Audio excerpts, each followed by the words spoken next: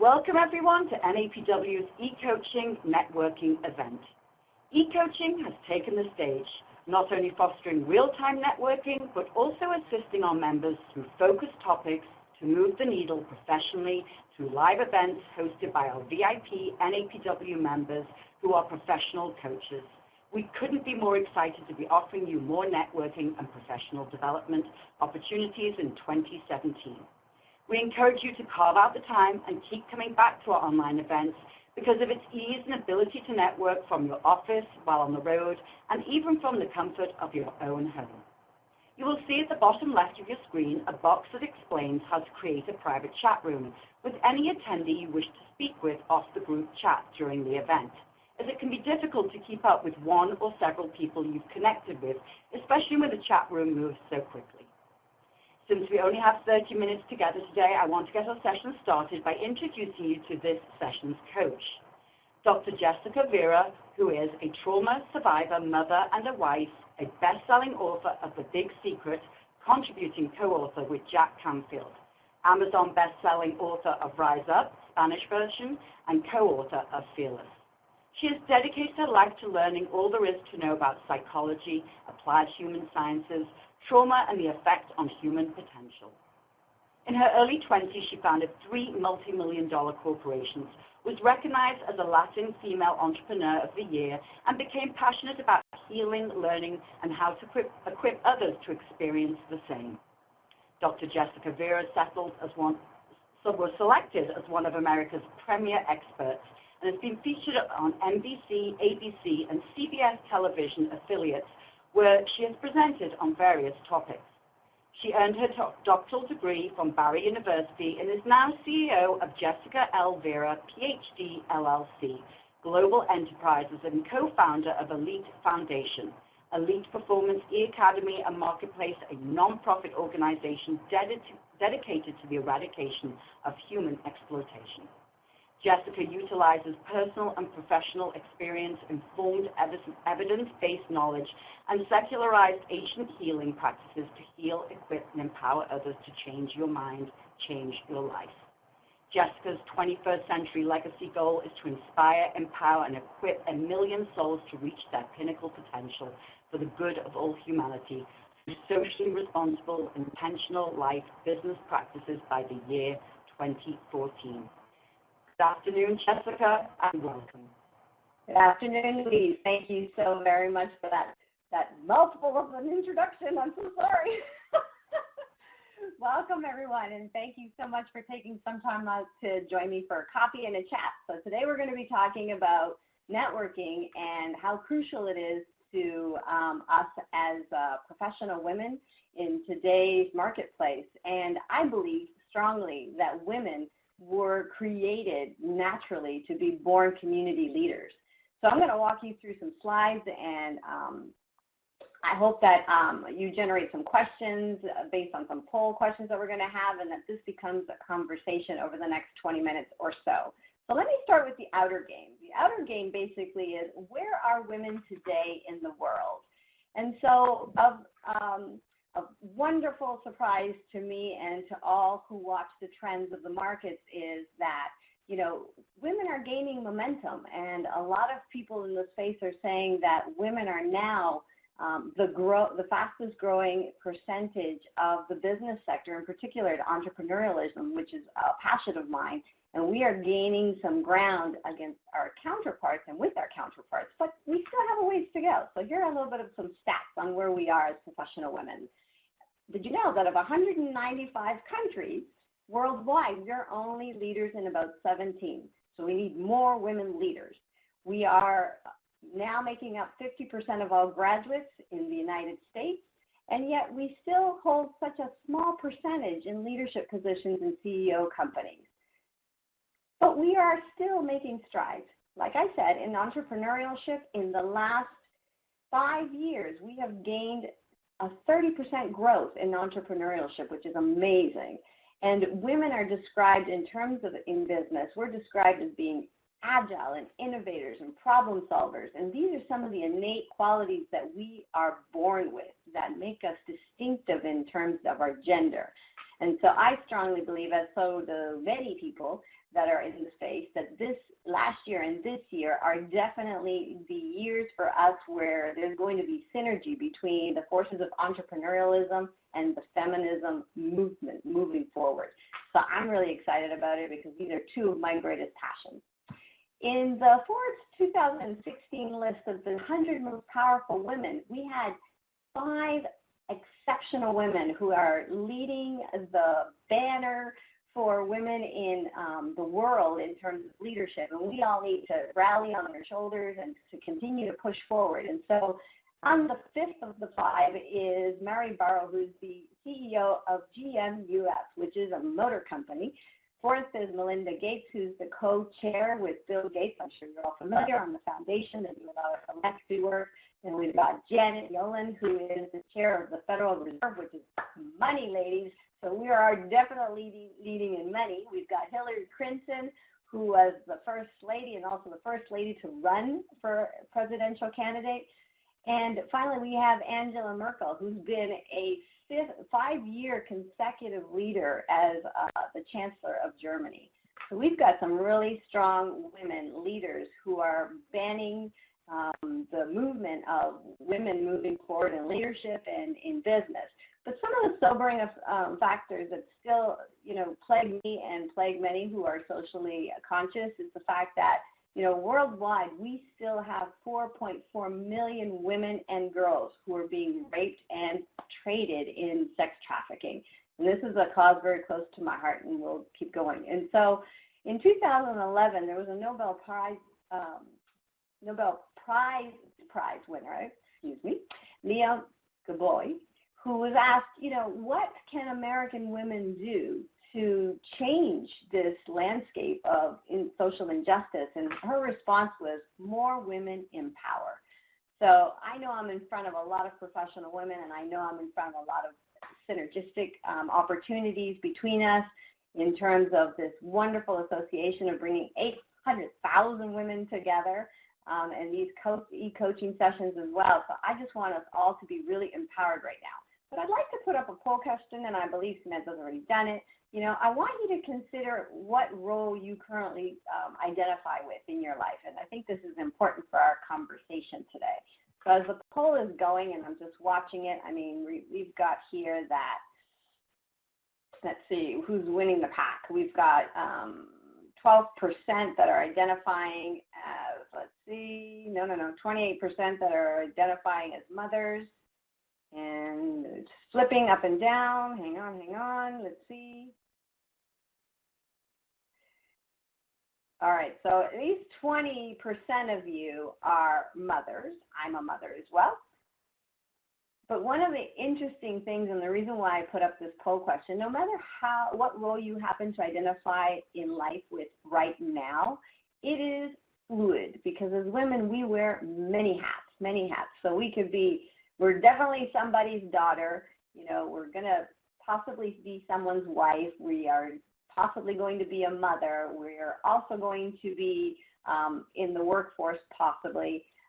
We might be, business owners and entrepreneurs. So we wear multiple hats. So as the poll question is wrapping up, I'm seeing that I'm speaking to a large percentage of moms in the audience, so that identifies moms, rather.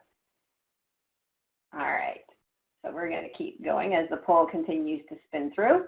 So I want you to know a little bit about my beliefs. My beliefs are that in order to be able to be on your game when you go out to network, you first have to do the inner work. You have to get rid of some of those inner barriers that we all have, and you have to be able to gain your power position when you're going out. So how can you do that?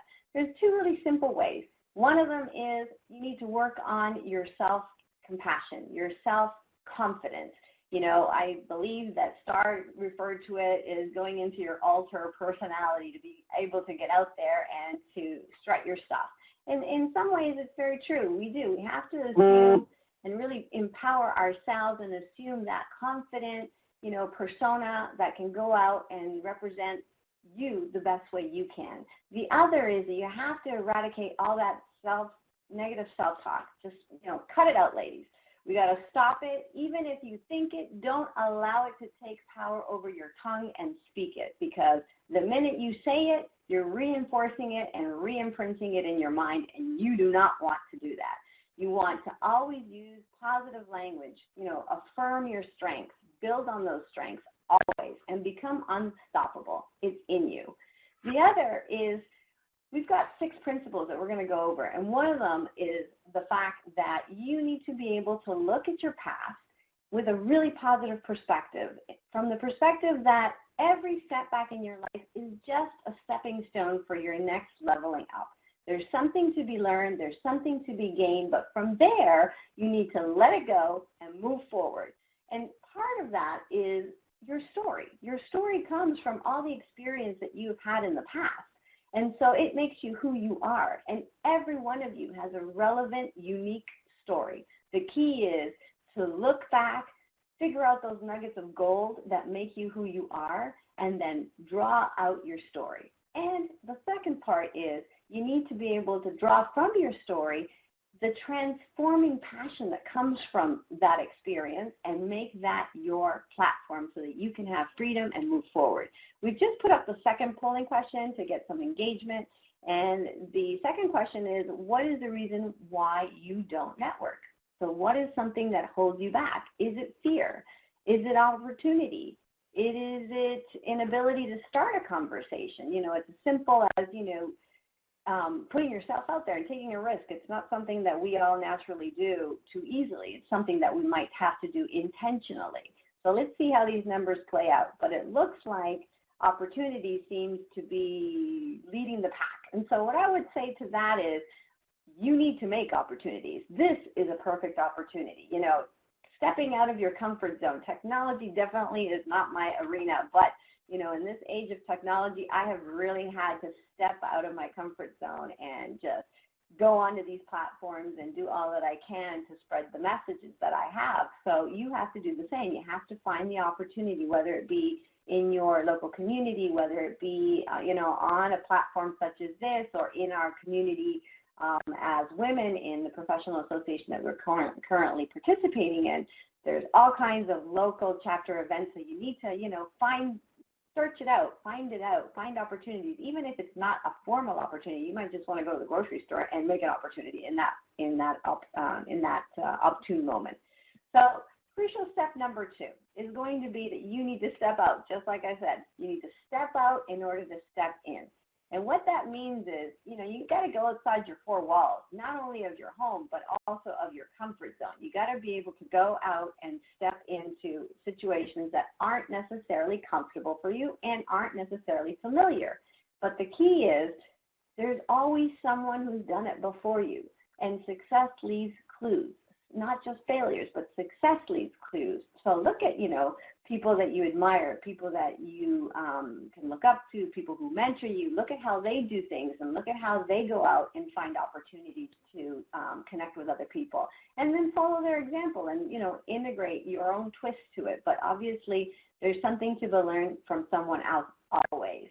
And the other key thing, too, is, when you're getting to know your story and you're trying to identify your passion and you're wrapping that all up in a really nice package so that you can go out the door and feel confident about yourself, it's really interesting to start looking at who is your ideal client, who's your ideal customer, who's your ideal friend, who's the ideal person that you want to connect with. And you should already have some ideas about that. So when you're going out, you know how to speak to their particular interests. So we're putting up number 3. The poll is now asking, do you think you have the personality to network? Okay, you might not notice this by the energy and hopefully the energy that I'm conveying to you, but I'm a pretty significant introvert in truth. I like to be, in a book, reading, learning all that I can. So, but being introverted and extroverted, these are just traits, and you can really build on them. So your personality might be to be more withdrawn and reclusive and quiet, and you might think that networking requires you to be, this robust and extroverted and, outspoken kind of person, and it really doesn't. It just requires you to learn and build on your own strengths. So if your strengths are more soft-spoken and to find venues that are not so crowded and opportunities where maybe you get more one-to-one or two-to-one, that sort of scenario, then those are the kinds of opportunities that you should try to seek out. But according to this poll, my goodness, so 90% of you, do you think you have the personality to network? So 92, an overwhelming percentage of you believe that you have the personality. Absolutely you do, because we were born innately to be community builders. We are nurturers by heart. We have the ability to be excellent expressive communicators. So we have those innate tools in our toolkit that we were born with that make us wonderful, wonderful community builders through networking. So I'm so glad to see that this pool tells the truth. Skill number 3 is to show up filled up. I don't think I can extenuate this point more succinctly. No different than coming on this kind of platform and, and doing this presentation for you. It took planning. Louise had to plan, I had to plan, we had a team that helped, there's a PowerPoint presentation, there's learning the technology. All of these things take planning, effort, and work. So when we say that you have to show up filled up, what it means is you got to take some time and know your audience that you're going to go meet. You need to know what their interests are. You need to know what they're looking for. You need to find out all that you can about where you're headed and what you're going to deliver and what is going to be well received. And so for that reason, there's a need to adopt that beginner's mindset. Don't assume you know it all. We don't know it all. In human relations, there's always something to learn from someone else. So the idea is, go to these opportunities to network as filled up as you can be, as confident and as fueled up as you can be, but always being open to learning as well and understanding that it is a collective experience. It's an exchange. The other is become passion obsessed. Once you have found that one thing that you really, really love to do and that you really want to expand on in your life and in your networking, you really want to be very knowledgeable in that area, and you want to be able to go out and embody that unique selling proposition that comes from knowing, what your passion is, what your calling is, and how you put these two things together uniquely so to solve a problem for someone else. And so that's what your unique selling point is. And your guiding principle system, your GPS, is what is uniquely guiding you. For me, I have a belief system. I am very socially aware. I'm socially conscious. Everything that I do and everything that I am is towards my legacy work, which is very much to, eradicate human exploitation. So for me, everything that I do has an undertone of that. So that's principle number 3. Principle number 4 is, and I hate this one actually, but I hate it with a passion because it's something that you really, really need, and that is to have a purpose-driven pitch. And I know as ladies, we hate those words of pitchy and selling because we don't ever want to be perceived as selling. But the reality is, ladies, when you walk out your door, you're selling because you're selling how you look, you're selling how you present yourself, you're selling how you are with your family, you're selling how you are with your formal training. Every environment that we go into in some capacity, we're selling ourselves. That's the reality. And so the key is to be able to succinctly use those God-given skills that you have to be an excellent communicator and an expressive person in a way that grabs and leverages your skills and leverages your customer avatar friend, the person that you're relating to, their attention by being able to give it to them in succinct language. What is it? They call it an elevator pitch, a lot of people. I hate that because I don't like elevators. But anyways, it's basically, a purpose-driven statement. What is your purpose-driven statement in life? What are you going out there to, share with the world? Everyone has a message. Your message in different environments can be, that you just want to make friends. You just had a baby. You want to socialize with other mothers who are also first-time moms maybe, and so you want to go out there with that intent that you're looking to, connect with other women who have just had a child. You might be a professional who just stayed home and had a child. And so there's, two dynamics right there that you want to be able to combine when you're looking out and networking and going out to create relationships. The other is that you want to activate all those gifts that I mentioned to you. You want to activate your GPS and your intuition and your emotional intelligence on how we read each other and how we learn from what we read. not just from words, but what you observe in terms of body language and emotive. And so what you are able to take away from your exchanges is really important for the next time you go out. You learn every single time that you have an experience to connect with another human being. There's something to be learned and to walk away from. And each time you start gaining more and more confidence and more tools in your strategy kit, so that when you're in new situations, you have things to draw from. And so your crucial principle number 5 is start with the end in mind. What does that mean? Like I said, as women, we don't typically like to take too many risks. We want to be really well informed about what we're getting ourselves into or where we're headed, and that is good on the one hand. But on the other hand, it's also a shortcoming of women because of the fact that it sometimes prevents us from just stepping out. It might sound counterintuitive to what I did previously, but, there's going to be opportunities that spontaneously present themselves. And so you want to be able to just keep your eyes open, stay on your mark, as I said before, but you want to also be able to take some risks and put yourself out in perhaps environments that are not comfortable for you. Like I can tell you, when I was a first-time mom, I had been a scholar and an entrepreneur and a businesswoman in corporate America, and all of a sudden I found myself as a baby, and and then I was going to Baby and Me, and I was meeting with other moms, and I felt completely like a fish out of water because it was so not my life for so many years. And I have to tell you, it was a big risk for me to step out into that area of less knowledge and less comfort. But you know what? By taking that risk, I made some lifelong friends, and my daughters have lifelong friends as well. And so I have to tell you that the risk was well worth it. The other is walk through your fear. We just put out a book called Fearless, and the whole purpose of it was because we're human. We all have fears. It's an emotion that is learned through experience, and it's ingrained in your subconscious mind, and sometimes it's even an unintentional reaction instead of a response to a situation. We all have them. So let me just validate that first, and then tell you that what courage is walking through your fears head on despite your fears. And we have to do that every single day. And as women, I just believe that we're naturally born to be able to do that because of the fact that we are tigers, right? We are tigers. We walk through things for others our entire life, whether it's our children, our husbands, our spouses, our boyfriends, our friends. We walk through fire all the time. So walk through your fears, ladies. Walk through the fear of networking, because it's not as big of an animal as we make it out to be. It just requires stepping out. All right, and principle number 6 is networking is crucial. Why? Because we are social beings. We need to be in community, and we are the best community builders. So what we need to do is build our tribe.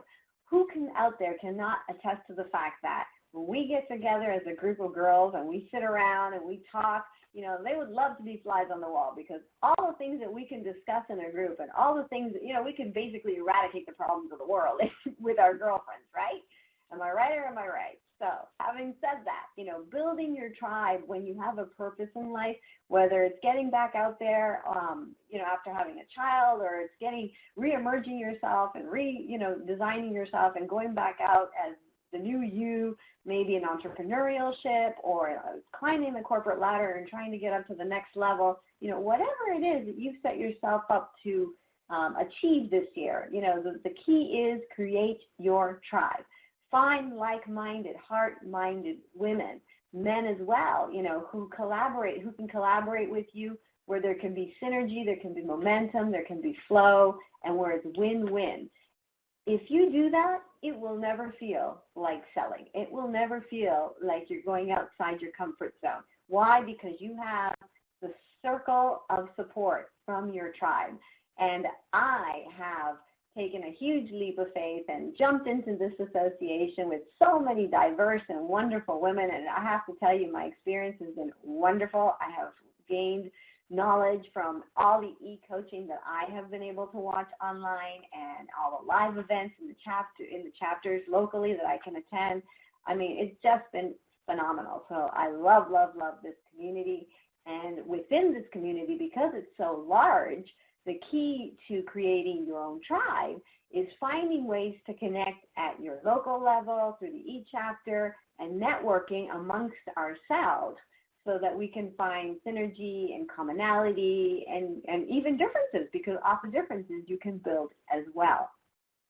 So ladies, those are your 6 principles for the crucial skill of networking. And like I said, I speak really fast. So if there's anything that I went over, you're going to get a copy of this PowerPoint presentation.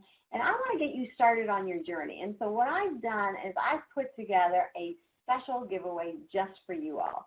And on the screen, you can see it's a bit.ly. If you go to that bit.ly, you're going to get access to something that actually hasn't even been released to the public yet. It is a proprietary assessment that will allow you in 17 questions to find out what area of your life is requiring a little bit of attention so you can get in balance, and it will also tell you where your self-compassion is on a self-compassion meter so that you can start working in the areas of your life that will fortify you so that you can have the confidence of a fierce tiger to get out there and network and just take over and conquer your landscape and create your tribe. And so that's my special giveaway. On the back end of that, there's a 7-step process to creating a life plan for yourself that I walk you through so that you have your specific goals, because it's really important to have a lay of the land map, that roadmap that will give you step-by-step goals to reach short-term and long-term so that you can pat yourself on the back every time you do a good job, because that's really important, and so that you have an accountability partner who can push you through. As Louise mentioned, I am a big nerd. I read a lot, I write a lot, I teach a lot, and I love it. And now I'm really, really, really passionate about, as I said at the very beginning, eradicating human exploitation. And if you'll give me 1 minute of my last minute left to share this with you, we're launching a whole bunch of products through a non-for-profit, and I would ask you to please, please, please, if you can, support us with $1, ladies, and it's all going to go to boots on the ground to eradicate human trafficking. That is my legacy goal for the next 5 years. So thank you, thank you, thank you, ladies. It has been my pleasure and my honor to serve and to share, and I hope that the information has been well received.